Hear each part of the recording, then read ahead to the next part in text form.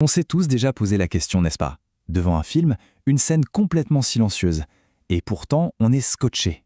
On ressent tout. La rage, la tristesse, la détermination d'un personnage, juste à travers son regard. Mais alors, comment c'est possible? Eh bien, la clé de ces moments incroyablement puissants, elle tient souvent en une seule compétence, une compétence fondamentale, le jeu du regard. C'est peut-être l'outil le plus subtil qu'un acteur puisse avoir, mais c'est aussi, et de loin, le plus percutant. Alors, pour bien décortiquer tout ça, voilà le plan.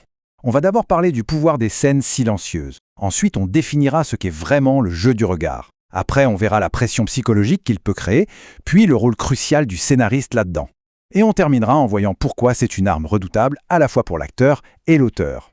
Allez, on attaque direct avec la première partie, le pouvoir des scènes silencieuses. C'est quand même fascinant de se demander pourquoi parfois un simple moment sans parole nous attrape bien plus qu'un long dialogue, non? Et cette citation, elle résume parfaitement l'idée. Souvent, on ne sait même pas pourquoi on est ému. C'est inconscient. C'est juste que, quand un acteur est à fond dans son personnage, on le sent. Son authenticité, elle passe au-delà des mots. C'est le poids de sa présence, une expression à peine visible, un tout petit mouvement. Et voilà, l'histoire nous frappe en plein cœur, de manière presque physique. Ok, donc le silence est puissant, on est d'accord. Mais il ne l'est pas par magie. C'est grâce à un outil très précis. Alors, mettons un nom dessus. C'est quoi au fond, cet art si spécial? C'est le moment de le définir. Alors voilà la définition. En coréen, le terme c'est Nunbit Yonggi. Et l'idée, c'est ça. C'est la compétence la plus basique, mais en même temps celle qui peut dominer tout l'écran. C'est l'art de tout dire sans presque rien faire. Imaginez la scène, une atmosphère super calme, quasiment aucun mouvement. Et pourtant, un seul regard suffit à remplir l'espace, à captiver tout le monde. Et c'est exactement pour ça qu'on dit que c'est la vraie mesure du talent d'un acteur. Savoir dire un texte, bien sûr, c'est la base. Mais être capable de transmettre une pensée hyper complexe ou une émotion qui dévaste tout juste avec un regard, sans aucun artifice, eh bien c'est ça la différence entre un bon acteur et un acteur immense. Maintenant, il faut bien comprendre qu'un regard, ce n'est pas juste un truc passif pour montrer une émotion. Non, non, un regard, c'est actif. Ça a un véritable impact, des effets très concrets sur les autres personnages et sur le déroulement de l'histoire. En fait, ça se passe un peu comme une réaction en chaîne. Regardez bien. Tout part d'un regard qui intimide l'autre en face. De cette intimidation naît une pression psychologique. Le personnage s'impose, il établit sa domination sur tout l'espace de la scène. Et nous, le public, qu'est-ce qui nous arrive? On est complètement aspiré. L'immersion est totale. On ressent la tension, on est suspendu à ce regard qui contrôle tout. La question c'est d'où viennent ces moments magiques? On pourrait croire que c'est de l'impro, un coup de génie de l'acteur sur le moment. Mais en réalité, pas du tout. Tout ce travail commence bien avant, dès l'écriture, sur la page. Et ça, c'est le boulot du scénariste.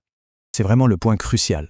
Cette intention, ce regard si puissant, il doit être pensé et écrit noir sur blanc dans le scénario. C'est au scénariste d'imaginer ces moments, de les mettre en scène avec des mots, un peu comme un chorégraphe, pour guider ensuite le réalisateur et bien sûr l'acteur. Alors concrètement, ça veut dire quoi pour un scénariste? Eh bien, premièrement, il faut repérer les moments vraiment cruciaux de l'histoire, ceux où un regard va être 1000 fois plus fort qu'une réplique. Ensuite, ce regard doit être cohérent avec ce que veut le personnage, avec ses doutes, ses conflits. Il peut même être l'élément qui va tout débloquer, qui résout la situation. Et pour que ça marche, il faut être super précis dans l'écriture. On n'écrit pas juste « il le regarde ». Non, on écrit « ses yeux se lèvent lentement », il ancre son regard dans celui de son adversaire, son regard scanne la pièce. Au final, on voit bien que le jeu du regard, c'est beaucoup plus qu'une simple technique d'acteur. C'est une arme surpuissante.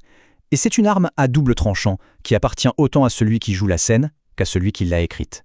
D'un côté, pour l'acteur, c'est un défi de dingue.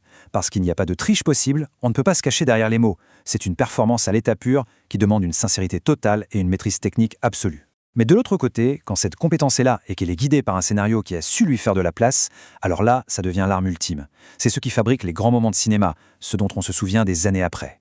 Alors voilà, la prochaine fois qu'on regarde un film ou même qu'on se met à écrire une histoire, il faudra peut-être se poser cette question: où est-il, ce moment de vérité silencieux? Quel est ce regard décisif qui a le pouvoir, à lui tout seul, de faire basculer toute l'histoire,